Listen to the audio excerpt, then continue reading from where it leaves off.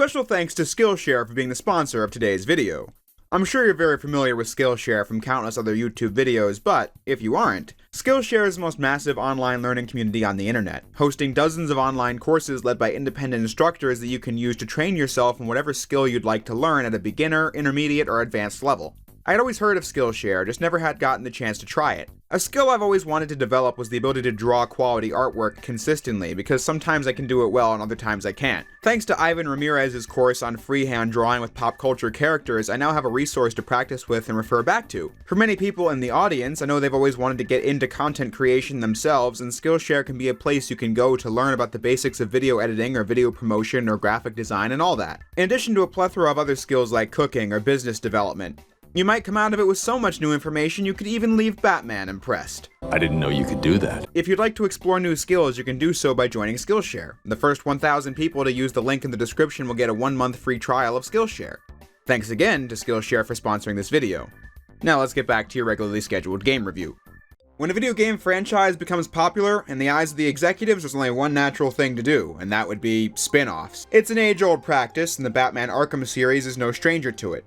I said last week that Arkham Origins is the forgotten entry in the series, but that's only if you count the core installments. There are other games with the Batman Arkham branding on them that I've never played before today, but we're spotlighting 2 games before tackling Arkham Knight next week. First, you have Batman Arkham Origins Blackgate, released on Nintendo 3DS and PlayStation Vita in 2013. And then, Batman Arkham VR on the PlayStation VR in 2016. I'm obviously going to start with Blackgate since it came out first. I remember back in early 2013 that I caught wind of rumors regarding Blackgate before the console origins. Headlines were something like, 2D side-scrolling Arkham game on the way, and I was thinking, hell no, that sounds like trash. But then it turned out that we were going to get a proper Arkham game on the consoles, Batman Arkham Origins, and that Batman Arkham Origins Blackgate was a fully unique handheld adventure from Armature Studios that took place a few months after Arkham Origins. I never heard about this game being particularly good, so I never played it. I mean, an Arkham side-scroller doesn't sound like a great idea, so why would I bother? That remained true in 2014 when Arkham Blackgate was given a remaster on PS3, 360, and PC. The PC port was how I played Blackgate for the video, and now that I finally sat down and played it, what did I think of it? 3 months after Batman beat all the assassins and stopped the Joker at Blackgate in Arkham Origins, he now has a working relationship with Gordon. Trouble arises as Catwoman makes her debut stealing a thing that captures the attention of Batman as a chase across the rooftops leads to her being arrested and sent to Blackgate, where a riot is now ongoing as Penguin, Black Mask, and the Joker are now fighting over territory inside the prison. Batman makes his way there and has to rely on the aid of Catwoman to sneak his way through the facility and take these goons out. As for actually playing the game, I went into this with almost no expectations, and after 30 minutes, I was thinking, wait, something is wrong. And by the hour mark, maybe an hour and a half, I realized, wait, this game fucking sucks. To be fair to it, it starts off promising. A 2.5D Arkham game doesn't have to be a death sentence necessarily. When I first started this game, I thought it could be okay. The free-flow combat works decently in the 2D space. Flying from enemy to enemy works pretty much the same in 2D as it does in 3D. Same with countering attacks, stunning enemies, quick-firing gadgets, and so on. The opening chase between Batman and Catwoman is everything this game should have been. It's a linear level where you have to fight enemies and then make your way to a stealth section and then fight more enemies after that. If the game did that, I'd find it much more engaging, even if I don't think it's that great. The combat is okay, but it never evolves past the opening because you don't unlock extra moves or combo finishers throughout the game. You don't use experience to level up anything in this game. You could say that's because it's the handheld game, but I don't see why you couldn't have at least one takedown in combat. Instead, you have to cape stun and beat down most of the enemies in the game. In stealth, the mechanics feel really clunky too, as you have to find ways to go up and down and around enemies in 2D, and it's really slow and pretty boring. It's a decent attempt at 2D Arkham controls, but it fails to stick the landing because it's not interesting enough to last an entire game. Once more, you could say again that it's the 3DS game, but there exists a truckload of games made for the 3DS that don't suck, and I don't think that this is one of them. Once Batman reaches Blackgate, it's all over for this game. Blackgate is separated into 3 main areas, and they're all huge maps because this game is a Metroidvania.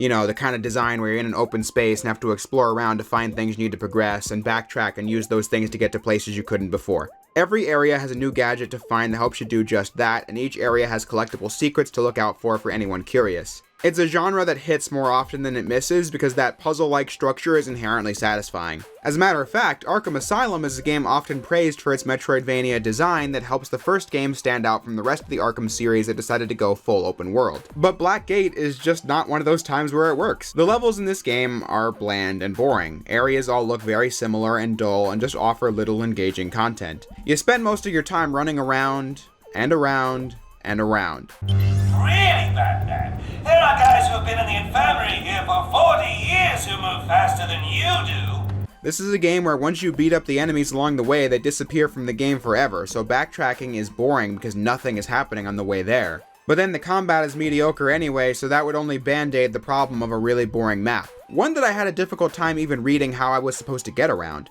The deluxe edition came with this 3D Metroid Prime styled map that still left me confused, even if it's better than the 2D map that the 3DS and Vita versions had. But like I said, there's very little engaging content while you play the game, or even variety. You can barely use new gadgets in combat, they have their dedicated functions, and that's it. You crawl through vents, glide, grapple, run, walk, and that's the game.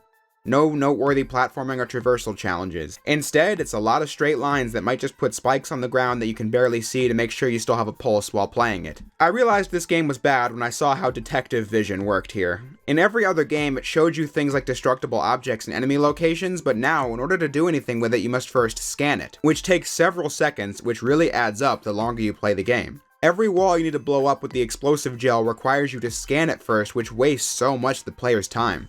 And if you played the game on a 3DS or a Vita, you had to use the touchscreen to activate the scan mode, which took up even more time than doing it with buttons like you can in the console version. I got so confused at many moments where you had to run between different rooms and scan things, like disarming the bombs the Joker placed around the Warden when I could barely tell where I was even supposed to be going. Or the times you had to navigate a sewer maze and just know all the right spots to scan and hit with gadgets. When I reflect on any aspect of this game, I just think it sucks. For example, I think the pacing is horrible. I was going after Black Mask and he hid behind a door that required me running all the way out of the current area, running all the way through an earlier area to find an upgrade, and then running all the way back out the way I came, and then all the way back through the level Black Mask is in, with almost nothing but running forward on the way there. The simple mechanics have worn out their welcome less than halfway through the story. The cutscenes are 2D illustrations that look just fine, but I've seen better motion comic cutscenes on the PlayStation Portable. The boss fights are simple patterns that you die against almost instantly if you don't figure them out right away, and in the case of Black Mask, I'm not exaggerating. And this is strung together by a plot where really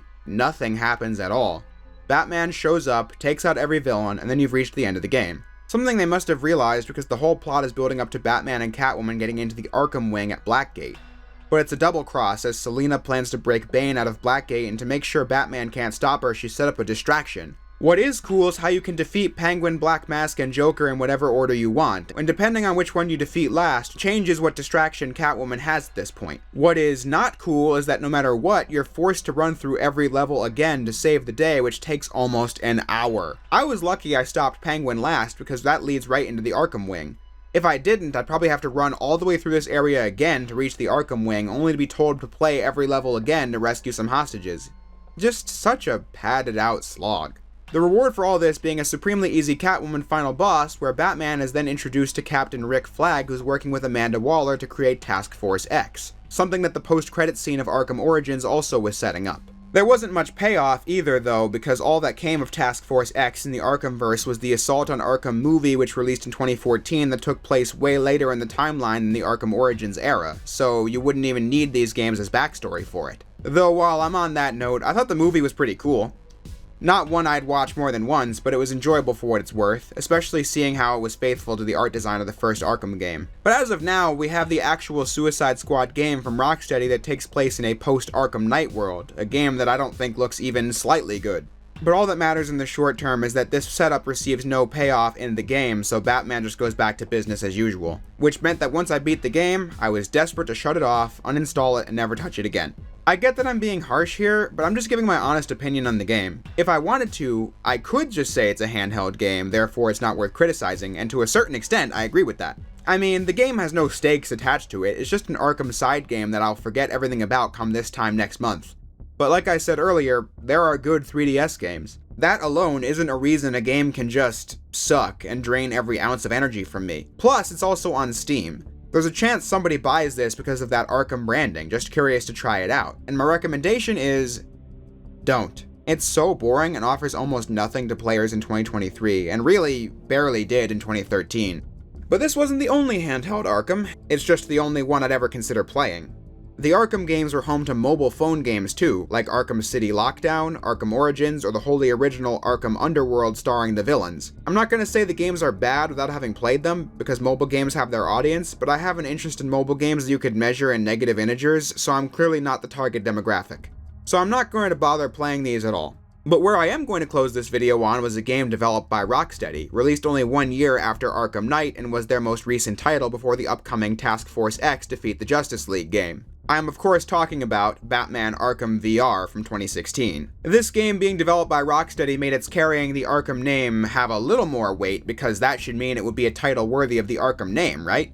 I would bet this game was actually a lot of people's first exposure to VR in the modern age since it was one of the early games released for the PlayStation VR when it launched in 2016. It was formerly an exclusive too. Now it's on PC as well. And I was going to play it on PC as well until I realized that this would require me tracking down a PC VR headset compatible with the game, because the game is a few years old now, which I thought was going to be a real headache, so I opted not to. I don't have a friend with a PSVR headset, so it wasn't going to be as cheap as my last run-in with VR from a few months ago. So instead, I opted to just bite the bullet and grab myself a PlayStation VR, busted out my PlayStation 4 and hooked up everything and played the game on PS4 via PSVR. You'd think, with my being a massive PlayStation fan, that I'd have already been an early adopter of PSVR and PSVR 2, but I never even owned a PSVR before today and probably won't buy the second one until it's a lot cheaper, or until RE4 Remake is out in VR, I guess. The reason is that VR as a concept was never something that really grabbed me. It just seemed like a gimmick you'd play at a house party and that was it.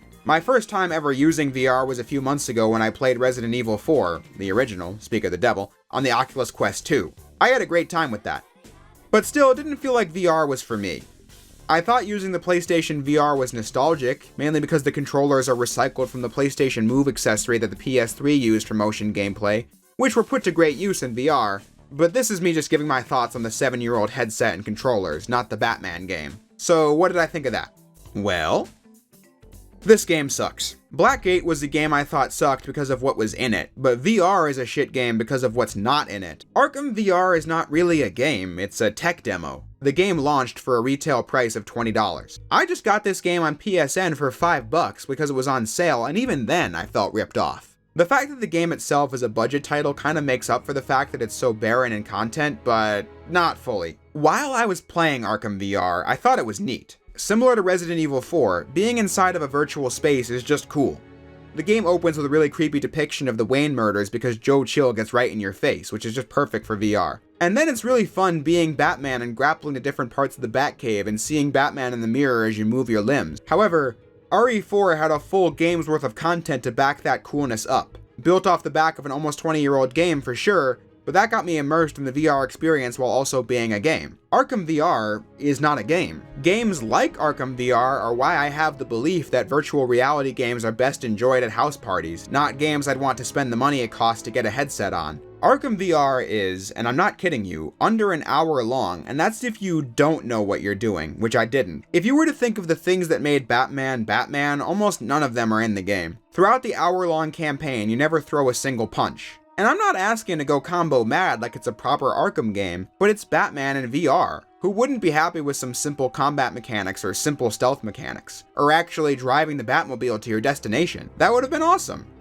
But things like that would be included in a full game, and Arkham VR is not a game, it's a tech demo. The only content in this game is investigating crime scenes, which to be fair, is the game they set out to make. They said in the interviews they were trying to move away from the melee combat element of Batman in favor of a pure detective kind of game. And that could have worked if there were more cases to solve and mysteries to figure out as a player. But what we actually got consists of solving the murder of Nightwing as you replay the scene, you explore the morgue at the GCPD and reconstruct this bomb, and then try and find Robin in the sewers. But all that really entails is looking around and pushing a few buttons. Besides that, you basically just watch the entire game while you wear a headset to do so. I had no noteworthy reactions throughout the footage because there wasn't much to react to besides some jump scares. It's a game of absolutely nothing. Plus, it has a story that makes no sense if you haven't played at least Arkham City and Arkham Knight. The plot is Batman having a nightmare before the events of Arkham Knight, where he kills Nightwing and sees Robin die, and then goes insane and turns into the Joker because he was poisoned with Joker blood, and Joker died in Arkham City, and then the plot line is resolved in Arkham Knight as Batman puts his clownish demons to rest. But in a vacuum, the plot of Arkham VR is nonsense because after Batman becomes Joker, it just cuts to credits and asks you to play it again with Riddler challenges. Even though I saw online this was only an hour long, it still took me by surprise how abrupt the ending was. The voice acting is good, with some funny lines from Mark Hamill's Joker, and all the recasted characters like Robin, Alfred, and Penguin sound fine, and the visuals look crisp in the headset. All the production values are there. The game itself isn't bad while you're playing it. I was kind of enjoying it, but having this little content is something I just can't ignore. This is not a game, it's a tech demo that people paid $20 for. In addition to the money it costs to get the headset, which is obviously required to play the game. So if you want to experience this game, it is a very, very, very rare case where I can tell you that watching it on YouTube tells you everything you need to know about it and that you can safely skip it and miss absolutely nothing. And this is something I think the critical response to Arkham VR captured pretty well. The scores were pretty average because it was a decent VR tech demo, but as a game, it's 60 minutes of nothing. But, having said all that, at the end of the day, what does it all mean? Well, about as much as these games, I guess. I like to do complete retrospectives when doing a franchise, cover the weird and obscure ones, because I think it's fun to do. Maybe you'll uncover a good game left behind, or a really terrible one met with the same fate. Or giant balls of zilch like I did today. But with that said, these spin-off games getting covered means I can move on to Batman Arkham Knight next week, which I'm really looking forward to, and probably the moment that you've all been waiting for too. So I hope everyone's looking forward to that, and in the meantime, I'll say what I always do. Thank you all for watching, and I'll see you next time.